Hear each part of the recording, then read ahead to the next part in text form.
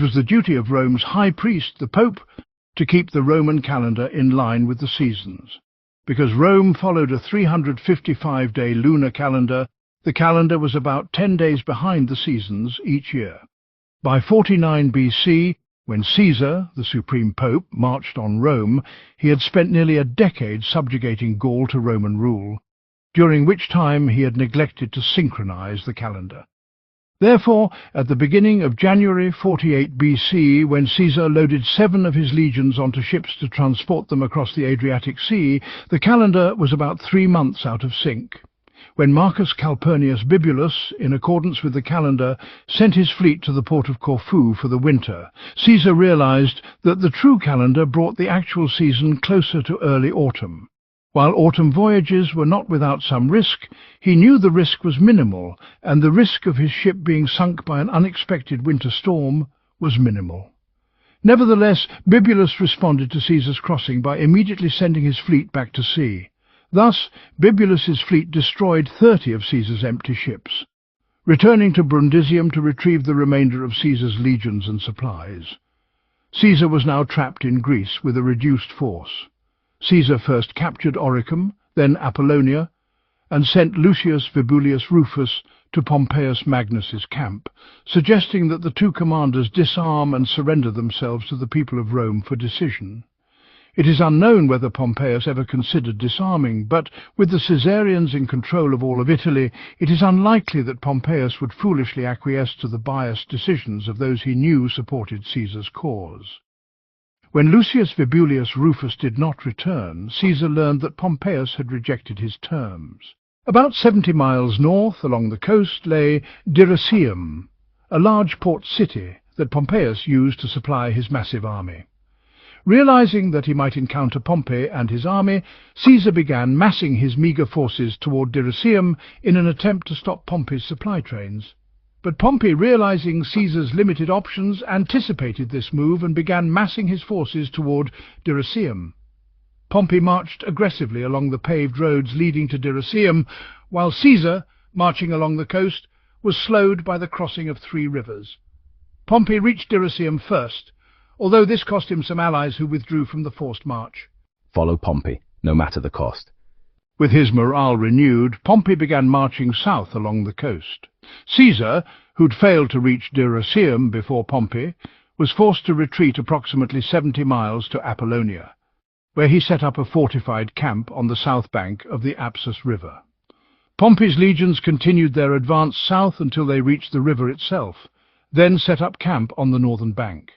From the opposite banks of the Ipsus, Caesar and Pompey faced each other. Outnumbered, Caesar hesitated to attack Pompey's larger forces, while Pompey hesitated to send his inexperienced legions against Caesar's seasoned warriors. Thus, both armies remained at a stalemate for weeks, with neither commander making a serious effort to draw the other into battle.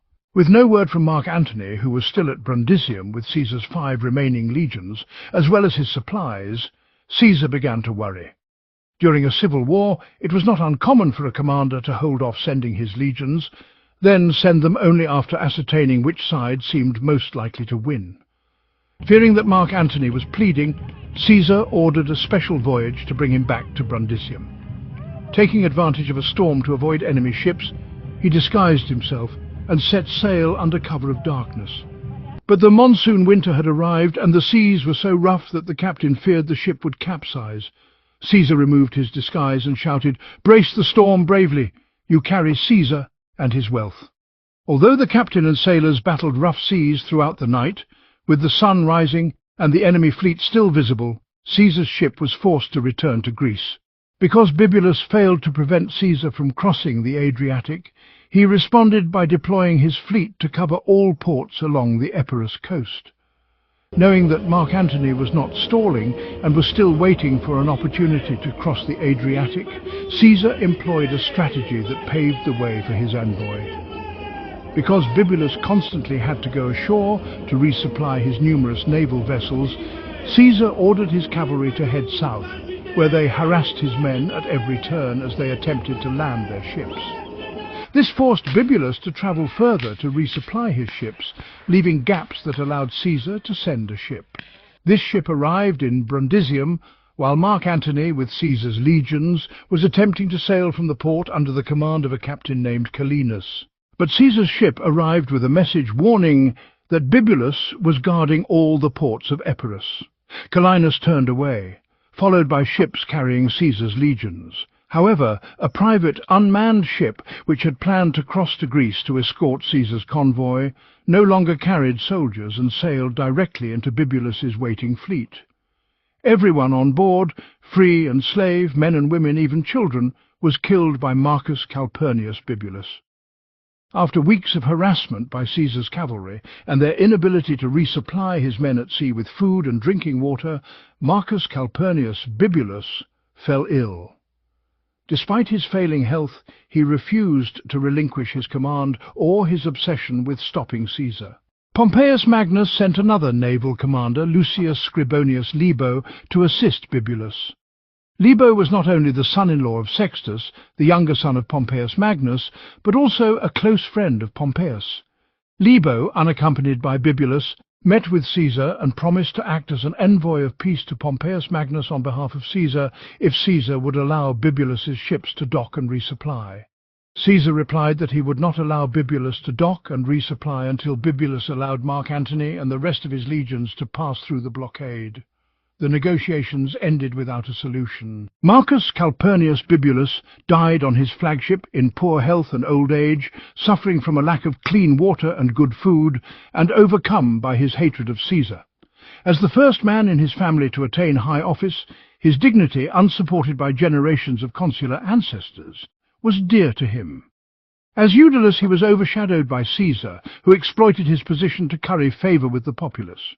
As consul, he was overshadowed by Caesar's arbitrary and often illegal legislative agenda. Despite his saintliness, he was assaulted during a riot, and buckets of feces were thrown at him. As Pope, Caesar's prestige, that is, the supreme papal office, consistently eclipsed his own. In his personal life, his father-in-law, Marcus Porcius Cato, outshone Bibulus. Even his wife, Portia, was not considered Bibulus's wife, but Cato's daughter. His two eldest sons from his first marriage were killed in Egypt by the Gabans, leaving Bibulus with the sole hope of preserving the dignity he had bestowed upon his family name over his younger son, usually considered Cato's grandson. Thus ended the life of a man who had helped raise his family to the pinnacle of Rome's upper class, only to find himself constantly in the shadow of prominent political figures.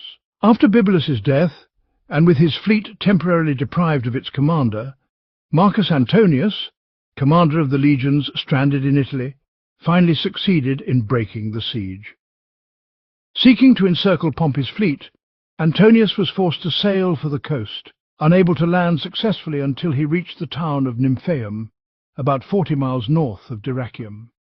While Antony marched his legions south, Caesar and Pompey moved north. Pompey arrived with plans to intercept Antony's approaching forces. To ambush Antony, Pompey ordered his men not to light campfires that might alert Antony to their location. However, the town of Dyrrachium, which supported Caesar, alerted Antony to the danger of Pompey's ambush. Instead of continuing the attack, Antony halted and set up camp. Now, with Mark Antony's legions entrenched in fortified positions and Caesar marching north with his legions, it was Pompey's turn to retreat. However, Caesar's armies on two fronts did not deter Pompey the Great, and he withdrew, withdrawing his forces to a camp near the coastal city of Dyrrachium. Although Caesar, finally reunited with Antony and the rest of his legions, seemed to be in a more secure position, he suffered a severe setback when Sextus, Pompey's son and commander of one of his father's fleets, attacked and sank all the ships Antony had used to transport Caesar's legions. Once again, Caesar found himself stranded in Greece, and while Metellus Scipio led his two Syrian legions through Macedonia, Pompey the Great still had far greater numbers.